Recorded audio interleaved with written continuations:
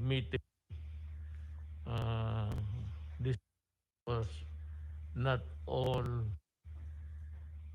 would require the presence of the cabinet members.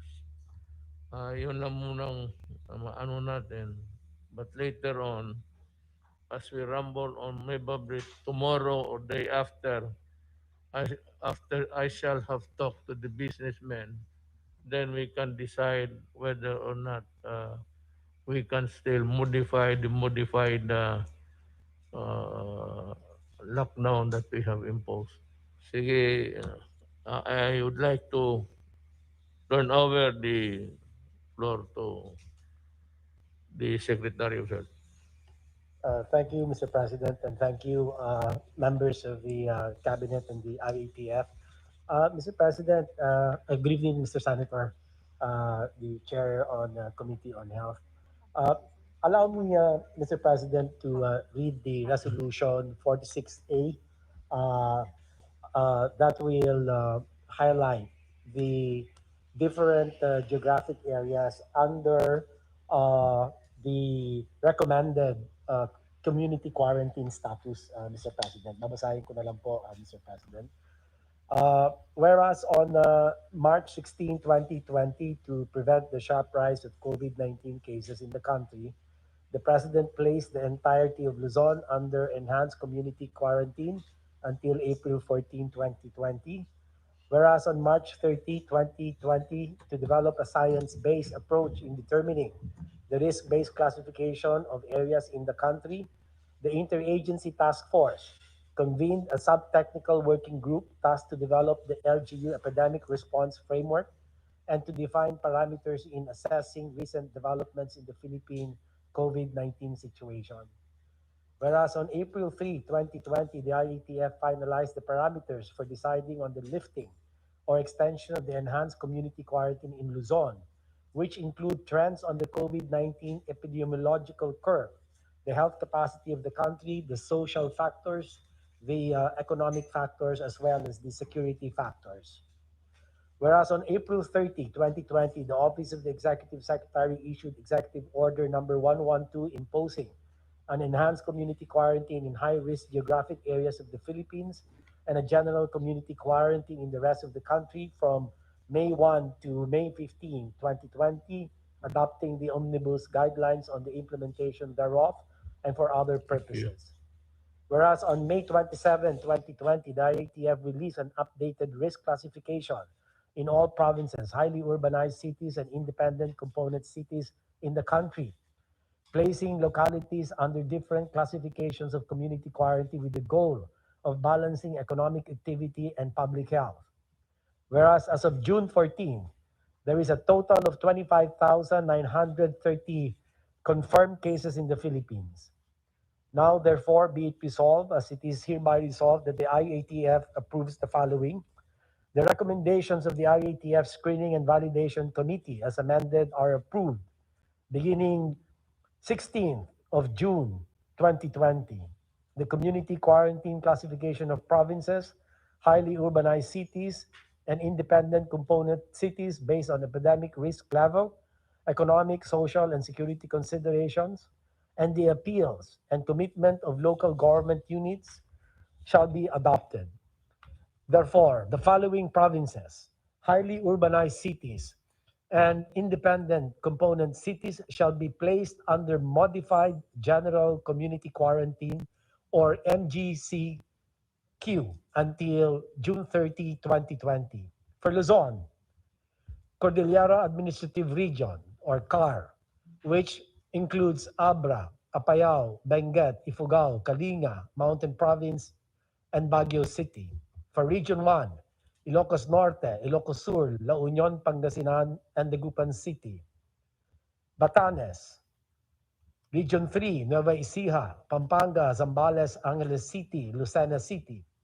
Region 4B, Marinduque, Oriental Mindoro, Romblon, Palawan, Puerto Princesa City, and Region 5, Albay, Camarines Norte, Camarines Sur, Catanduanes, Masbate, Sorsogon, Legazpi City, and Naga City. For Visayas, Region 6, Aklan, Antique, Capiz, Guimaras, Iloilo, Negros Occidental, Iloilo City, Bacolod City, and Region 8, Iliran, Eastern Samar, Leyte, Northern Samar, Western Samar, Southern Leyte, Ormoc City, and Tacloban. Now, Region Zamboanga del Norte, Zamboanga del Sur, Zamboanga, Sibugay, Isabela City.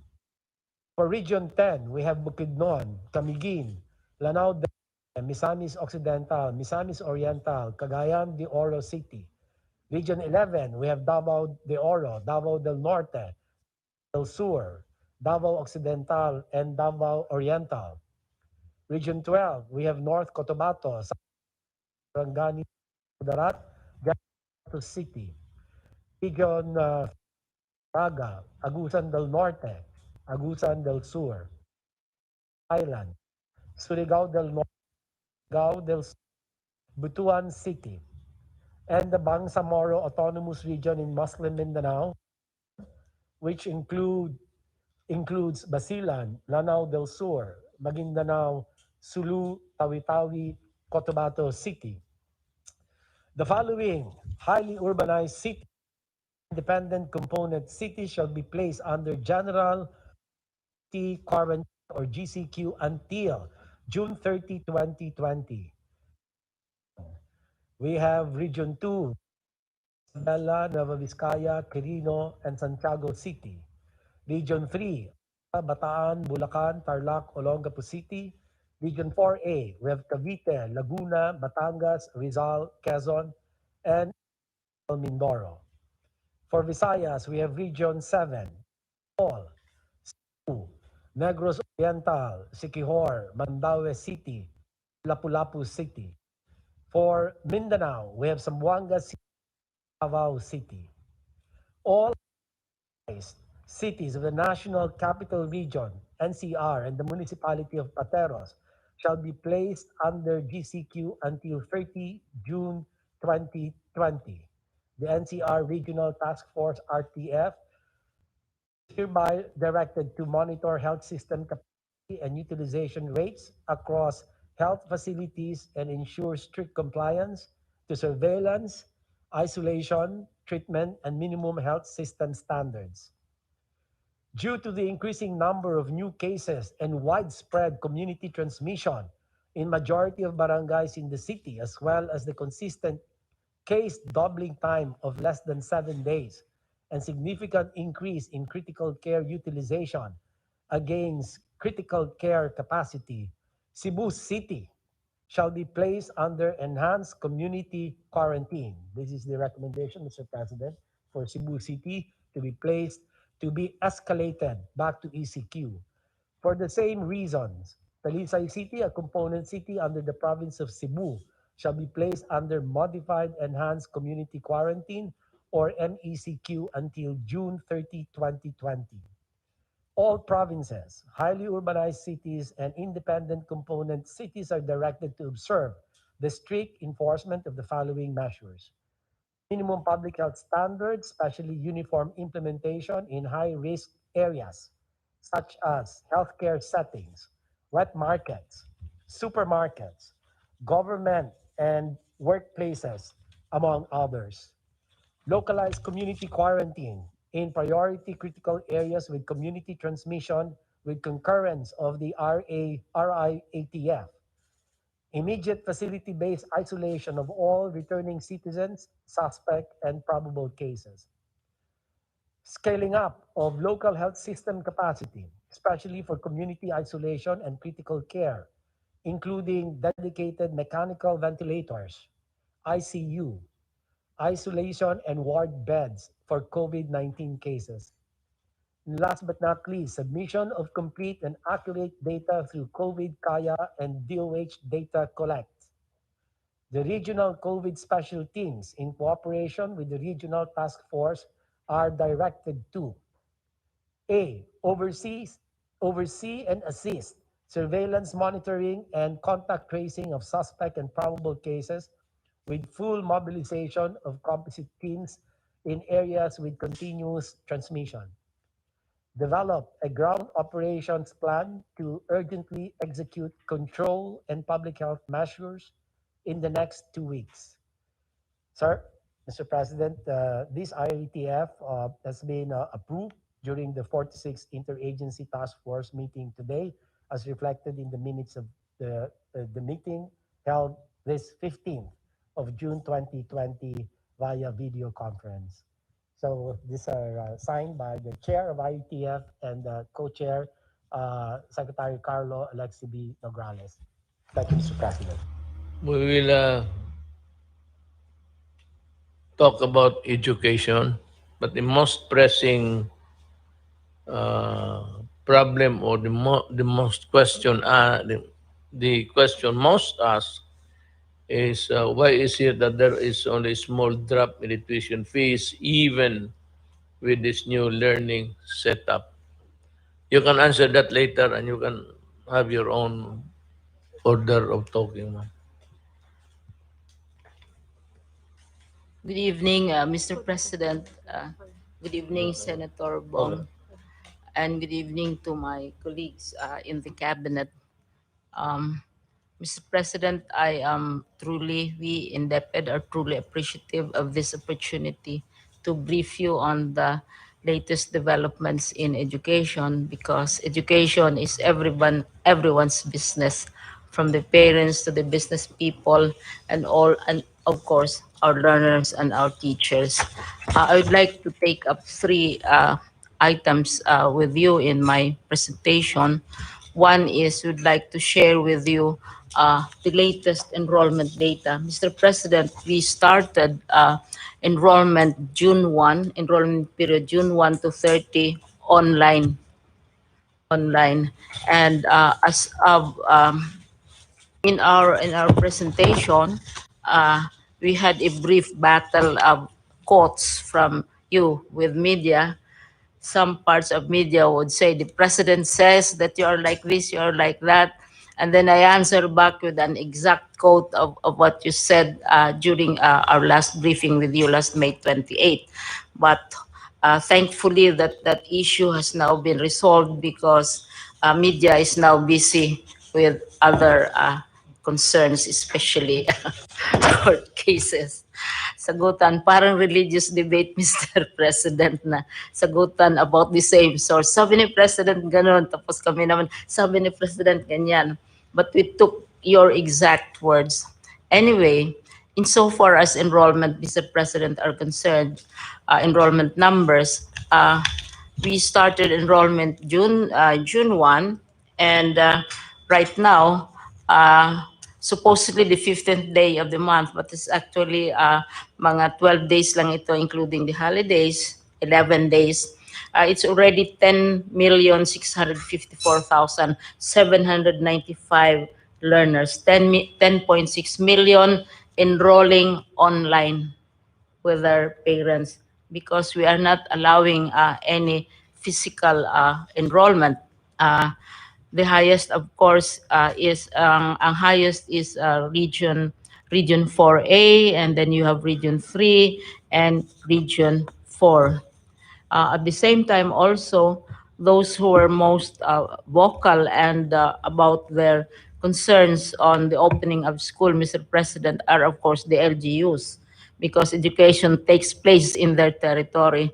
So now LGU support has been coming in, and every day we get messages of support from local government units because we have been aggressively informing them of what our learning continuity program is about. Many assume, Mr. President, pag sabi mong opening ng school year, therefore it is face-to-face. And we have been saying that since May 8, pero it takes time for the idea to sink in because usually pag opening ng school, we always think face-to-face or in-person enrollment. So we have an increasing number of local government support already. And also with the approval, the consent of the ILG secretary, we met with 10 associations or leagues of local government in the Philippines, including League of Provinces, League of Cities, League of Municipalities, Liga ng Barangay, League of Vice Governors, board members, etc. And we met with them for 5 hours, Mr. President, and answered their concerns about what this enrollment is all about. Mr. President, we also have, since May, we have April, we already started a roadmap because we had to select or identify a date, Mr. President, because we cannot keep people hanging. We have to have a target. We have to have a goal in view of all these developments. So as early as several months ago, we consulted nearly 800,000 respondents as to what is the appropriate date and what they would prefer. And August consistently came out because it's the closest uh, to what the law says. So right now, mayroon na kaming roadmap, Mr. President, which we started May and June, remote enrollment, etc. Last time I was with you, Mr. President, I briefed you on the what a blended enrollment, blended curriculum is all about. First, it can be through a ICT platform. By the way, questions were raised as to why did we not use the Unicef platform? Because UNICEF developed platform for other countries. The reason, Mr. President, is we already have a platform. And when we had a talk with UNICEF, sabi nila, we have a platform and there's no need for them to do it for us. And they are also giving us assistance, especially in the operation of this platform. Pero hindi na nila pinilit yung kanilang platform which they're doing for Ukraine and other countries. Now, sinabi na natin, Mr. President, kung hindi pwede sa online, kung pwede sa cellphone. There are 179 million cell phones, more humans than cell phones in the country. And I see a lot of cabinet members, hindi ko lang kaya, hindi ko sila ma-match, attending IATF meetings from their smartphones. And so mas marami yung cellphones kaysa tao. So kung hindi pwede yung platform, pwede sa cellphone. The other, which is attracting a lot of attention from other countries, is the use of television. Right now, there are many programs already on television because the law requires that 15% of airtime for television should be devoted for children. Sisingilin natin ito. So, all these possibilities, pero talagang kung wala talaga, Mr. President, walang internet, walang cellphone, walang TV, walang radio, yun sinasabi nating IBM that it's better manual. So we are producing also learning modules, but the children should not be going out to get the learning modules. This is where, Mr. President, kaya we are going to work very closely with local government units kasi yung mga barangay sa kanilang kiosk, sa kanilang where their offices are, doon i-deposit yung learning modules. Pipick upin ng parents, maybe kasi usually we allow one member of the family to go out, pick upin ng parents, and then in the afternoon, kung anong homework nila, ang teachers naman ang mag-pick up, i-correct. So, it will be a relay of materials. Kung talagang hanggang manual lang ang makayanan ng isang local government or isang school. So, ito, Mr. President, what is new? Everybody talks new normal.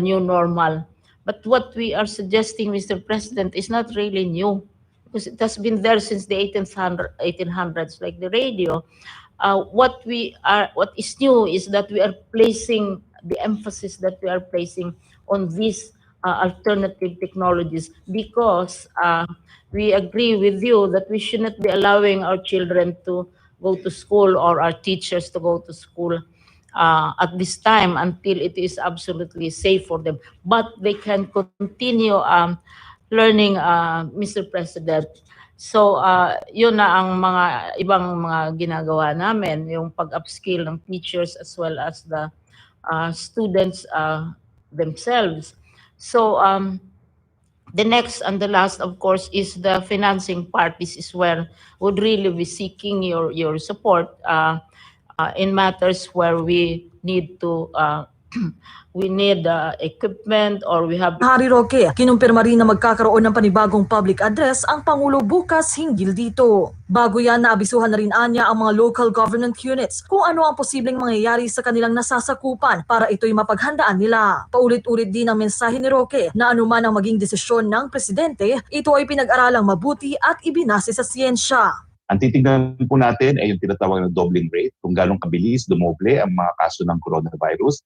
At titignan din natin yung kapasidad natin para magbigay ng critical care dun sa posibleng magkasakit, no? Dahil wala pa naman nga tayong bakuna at wala pa tayong gamot sa COVID-19. Kinukonsider din natin yung economic considerations, no? Kung masyado na talaga nasasaktan ang lokal na ekonomiya. Nelelas Moras para sa Bayan. Naniniwala naman ng ilang mga senador na dapat pairalin pa rin ang general community quarantine sa Metro Manila at ilang bahagi ng National Capital Region. Paliwanag ni Senate President Vicente Soto III, bunso nito ng patuloy na pagtaas ng bilang ng COVID-19 cases. Sang-ayon din si Senator Sonny Angara, adiya, dapat pag-itigid ng pamahalaan ng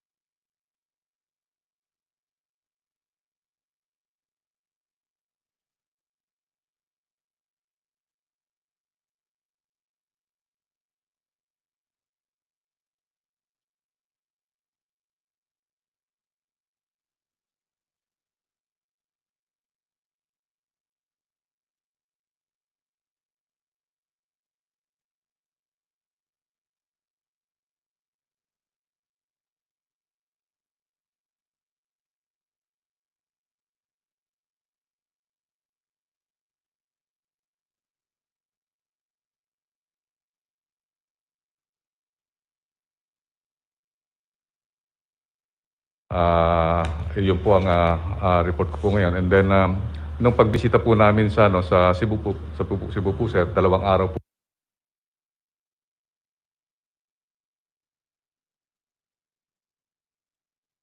Yung mga ospital, marami po na-admit na-intubate.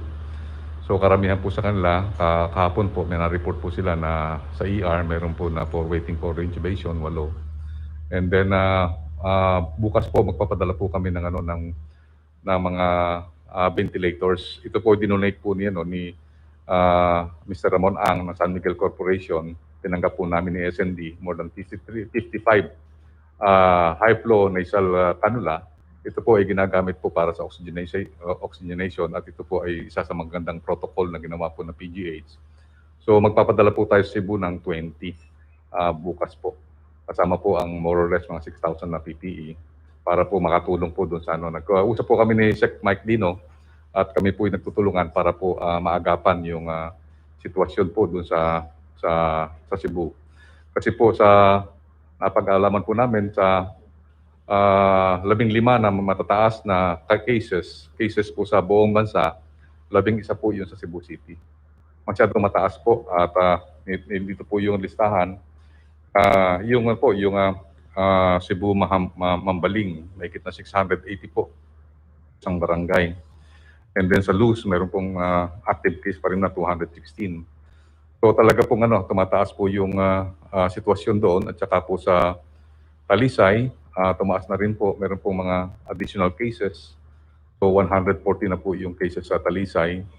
So kaya po nag-usap po kami ni Secretary Duque na magkaroon po ng under close observation po yung Cebu City kasi nakakaroon po tayo ng tinatawag nating spike. Kaya po nag-usap po kami na magpapadala rin po siya ng surveillance team this coming Wednesday at in-approve na po nating secretary yung po ng C295. So ganun po ang gagawin po natin. Meron din po tayong inaabangan po na repatriation galing po sa Malaysia at nagkaroon na po ng meeting po kanina.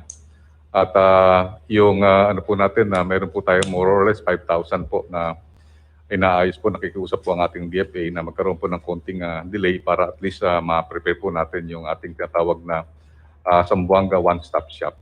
Pero nakaprepare na po si Yusek Yano at ang kanyang si Yusek Dodo Dulay, nag-usap-usap na po sila kanina. At yung po ating mga tinatawag nating locally stranded dun po sa Malaysia ay ibabalik po natin ngayong mga last week po ng June at saka July po.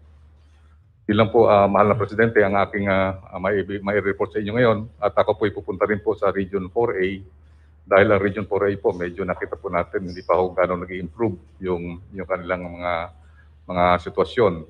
At nung last time po nanggaling rin po ako sa Region 3, maganda po ang sitwasyon sa Region 3. Mukhang nag-improve po ay yung sitwasyon ng mga different provinces. Yung Bulacan lang po medyo tumataas pa rin po yung sitwasyon. Pero sa lahat po ng sa Luzon, maganda po ang sitwasyon sa Luzon. Kaya po mga karamihan po nag-MGCQ na po lahat. At bago po ako matapos, happy birthday po Senator Bongo. Thank you for the narrative. I'll go to General Anyo. It's your time.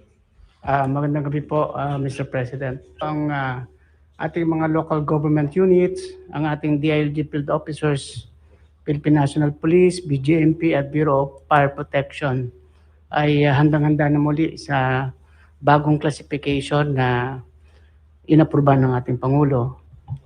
Noong Sabado ng gabi ay nagkaroon kami ng pagpupulong sa mga mayors ng National Capital Region, kasama rin ang ibang miyembro ng IATF, kasama si Secretary Lorenzana, Secretary Duque, Secretary Galvez, Secretary Dizon.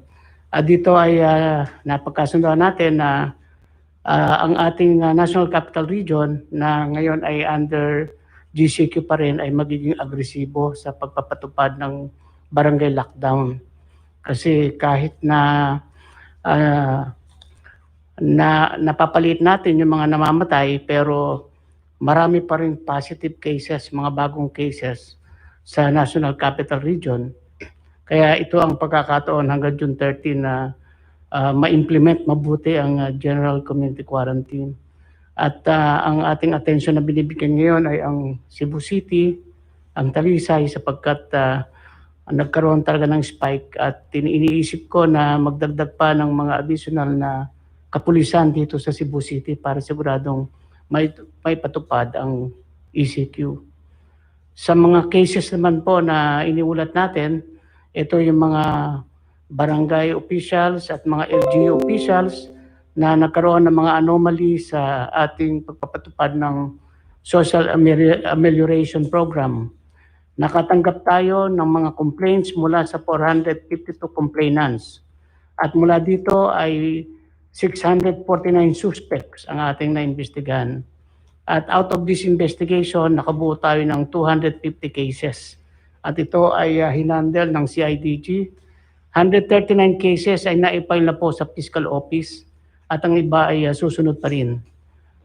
Ito ay tuloy-tuloy sapagkat ayon po sa inyong pag-uutos, kailangan managot ang mga local government officials na nag-corrupt, nag-aksaya, at nag-abuso sa pagka-distribute ng SAP. Meron din pong 885 na private persons ang ating naaresto sa iba't ibang mga krimen katulad ng hoarding, profiteering, manipulation of prices. So ito po ay masasabi nating economic sabotage habang meron tayong pandemic. Yung ating pong second tranche naman sa Social Amelioration Program na pinangungunahan po ng DSWD ay nagsisimula na po tayo ng ating rolling out ng second tranche. At ang maganda po rito ay pinagsama natin ang direct cash payment at saka electronic distribution. Bank-to-bank transfer, money transfer, digital wallet cards. So, mas mapapabilis po. At tutulong din po yung AAP at PNP sa pagdidistribute. Doon po sa mga na-left out, nakapag-account na tayo ng 4,269,458 families. So yun lang po ang ulat na maibibigay ko, Mr. President. Salamat po. Salamat, John Anyo. General Lorenzana will give his... Magandang gabi, Ginoong Presidente. Kunti lang po itong report ko, parang update lang po ito ng mga ating campaign against COVID. Yung ating sitwasyon ngayon ay meron tayong 25,930 total cases. Mula rito, meron tayong recovery na 5,054. Ang natitirang active cases ay 18,888. Dito ay 18,412 yung mild o 97.4%. Asymptomatic 398. Yung critical ay 17 lang po, Mr. President. Ang ating mga namatay ay 1,088. Itong nakaraang 14 na araw ng Hunyo ay 10 lang kada araw ang namamatay.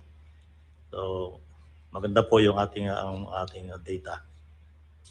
Dito naman po sa mga returning overseas Filipinos ay mula nung ito po ang total of 50,105 na yung ating na-repatriate sa kanilang mga probinsya.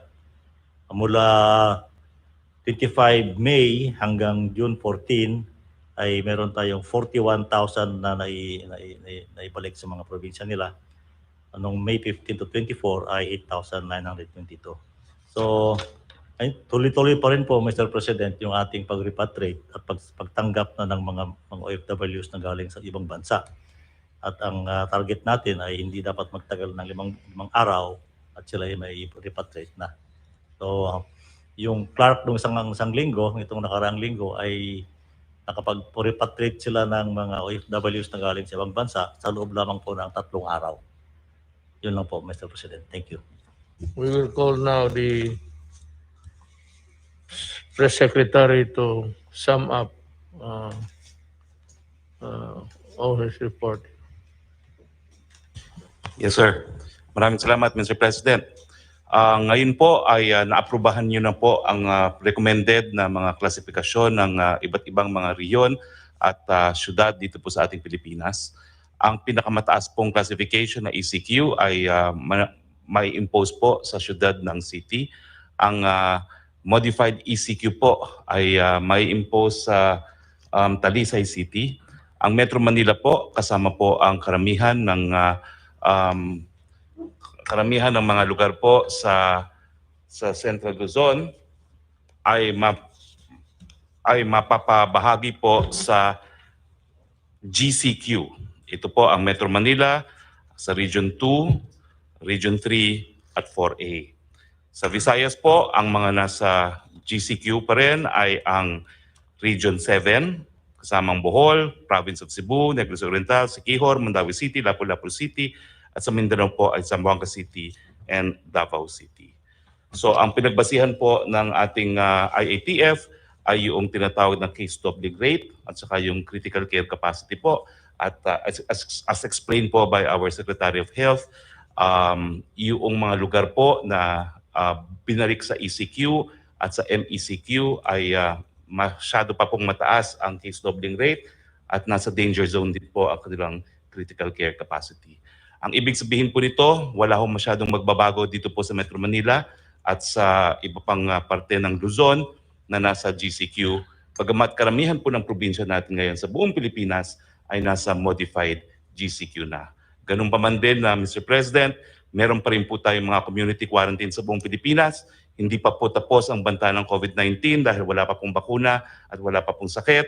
At pinaalalahan po natin ang ating mga kababayan na habang wala pa pong bakuna at wala pang gamot, kinakailangan manatiling malusog, social distancing, wearing of mask, paghuhugas po ng kamay.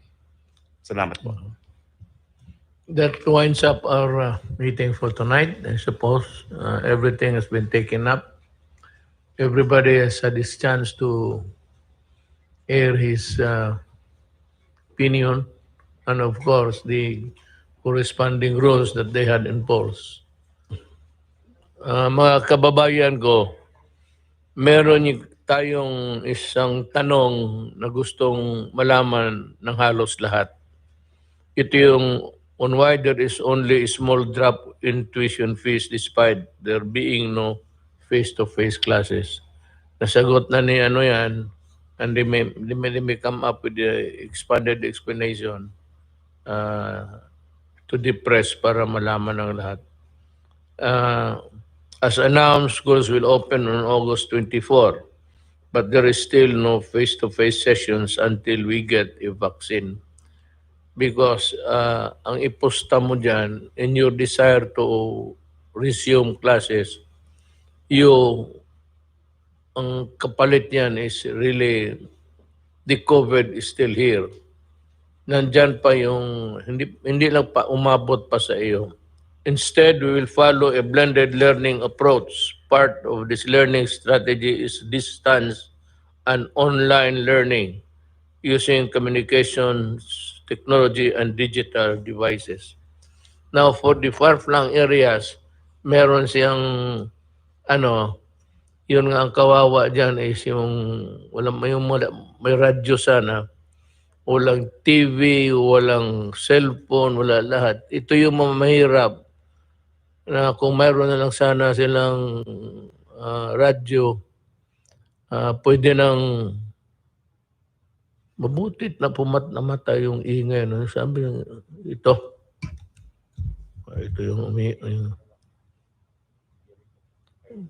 yung air prisoner para hindi kami mag-COVID. Ang problema nito, baka pag uwi namin, mag-chill na kami.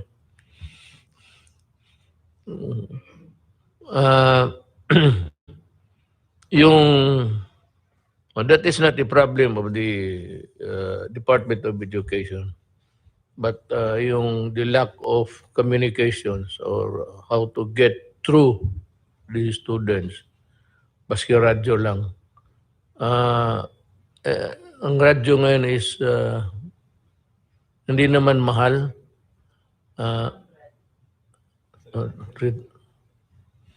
Will by 300 sabi ni Secretary Briones. Baka kung magtagal ito talaga, sayang ang panahon. We might buy the radio at 300, maibigay sa lahat ng barangay, maabot ng radyo para naman yung mga mahirap may communication sila sa teacher nila. Even without a face there, as long as you are really interested to learn, ito yung mga mahirap, kaawa naman. We will try to come up with something in the next few days. Maybe before the end of the week, I would be able to look for the money. Wala na tayong pera ngayon. I would look for the money to buy transistor radios to be distributed all throughout the country. We will try to do it. We might not be able to succeed to bring all of it to the barangay level, but we will try. I said, just give me until the end of the week. Ang the battle of sa COVID is not over. Sabi ko, nandyan pa yung germ na yan at hindi nawawala. Depende lang. Arami na. Dito ng ang tinatamaan, it's about 26. It's still, I cannot say it's second wave because it is still increasing sa infected. Tapos ang namatay is 1,000. Although what is very heartening is the recovery, which is about 6,252. It's a good record compared to the other countries. I don't know if it has something to do with wala. Ang diferensya sa atin is weather. Maybe it's not too cold or the germ is not really comfortable in hot places. We are gradually easing restrictions to make way for our economic viability as individuals and as a nation. But it does not mean that we will forget our minimum health standards. Ganito yan eh. Hindi ko kayo mapigilan na lumabas. Hindi ko kayo mahuli lahat. Ang problema niyan, pati yung mga bata, kung samahin ninyo, or you allow your children to go out when the place is not yet ready for them to be outside at nagkasakit. Huwag ninyo kaming sisihin. Do not forget that we warned you about the grave consequences. Marami pang namamatay by the thousands sa Brazil. Ako, sinabi ko na kasi napunta ako ng Brazil. Maraming tao talaga doon, dikit-dikit. Sabi ko noong pag-umpisa pa lang, pag umabot ito ng South America, ang Brazil ang sinabi ko, delikado to. Dumating nga. It was a prophetic statement. But I know that I was there. Yung slum areas nila, kagaya rin sa atin. Ang mabuti na siguro dito kasi naniniwala kayo sa inyong gobyerno. Well, if not really, sa personally, ayaw ako ninyo. Just listen to our advice because that's intended for everybody. At para sa kapakanan ninyo yan. Ngayon, kung umalumabas talaga kayo, you run the risk of getting infected, huwag ninyo kaming sisihin. Let us continue to observe proper social distancing kung maglabas kayo. Yung distance, magpalayo ka lang. Kung nandito ka sa Paranaque, iwasan mo yung taga Quezon City. Ganun kalayo. Para wala. I'm joking. Nagpapatawa lang ako kasi inaantok na kami. Kanina pa kami dito eh. Frequent hand washing. Kung wala to alcohol, mura lang man ito. Or, come to think of it really, maghugas ka lang ng kamay ng sabon. Yung ordinaryo lang na sabon, I do not have to mention the product, but yung sabon na panlaba, yung just on the safe side. Pag sabi niya, magsabi ka, kasing puti na nandamit ang kamay mo. yung may advertisement niyan. Mari, masyadong paputi ang labada mo. Hindi labada ho yan, kamay ko yan. Bear in mind that you have a part in our collective effort to prevail against the pandemic. Pagkaisa talaga tayo dito. Kaya kung isa-isa tayo ngayon, huwag tayo sumunod sa iba kasi yung iba, they're suffering. Especially those who declared na pwede nang lumabas when knowing all along na nandyan pa ang COVID, hindi pa nawawala. The only way to fight COVID is vaccine or yung maybe yung miracle pill that would kill, just as an antibiotic would kill a bacteria. But itong virus cannot be killed by antibiotic. Katawan mo talaga ang mag-produce ng antibodies. Now, there's a pill, I hope it's true, na parang lalaban. And it can maybe, sabi, kill the... yun ang maganda. Pag yun ang dumating, pag available na, mag-order na ako ng... Then I will distribute it. I will personally supervise the distribution. Ako mismo. I will supervise the distribution of the whatever there is para to guarantee that everybody gets a fair share of the medicines and the medical care. With that, I would like to say daghang salamat sa inyong tanan.